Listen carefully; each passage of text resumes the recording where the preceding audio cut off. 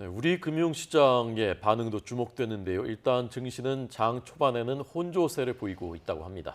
한미 금리 차도 역대 최대폭인 2%포인트로 커졌는데요. 정부는 필요하면 상황별 대응 계획에 따라서 시장 안정 조치를 신속하게 시행하겠다는 계획입니다. 취재기자 연결돼 있습니다. 엄윤주 기자. 네, 한국거래소입니다. 네, 지금 코스피 흐름 어떻습니까? 네, 오늘 코스피는 상승 출발했습니다. 어제보다 0.29% 올라 2,599.82로 개장했는데요. 지금은 2,600선대에서 움직이고 있습니다. 코스닥 시장은 반면 어제보다 0.35% 하락 출발해 지금은 900선대에서 거래되고 있습니다. 환율도 하락 출발했습니다. 오늘 서울 외환시장에서 환율은 어제보다 3.4원 내린 1271.1원에 개장했는데 지금은 이 1274원대에서 움직이고 있습니다. 파월 의장이 연내 기준금리 인하 가능성에 대해 이번에도 선을 그었지만 시장에서는 추가 금리 인상이 없을 거로 받아들이면서 달러는 약세를 보이고 있습니다.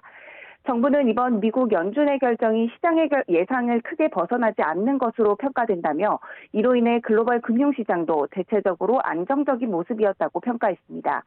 다만 미국 등 주요국의 향후 통화 정책 경로에 대한 불확실성이 존재하는 만큼 각별한 경계심을 갖고 대응에 나서겠다고 강조했습니다.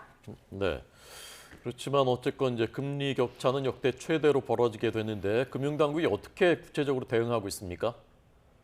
네, 이번 인상으로 한미 금리 차는 상단 기준 2%포인트로 벌어졌습니다. 역대 한 번도 경험하지 못한 금리 역전입니다.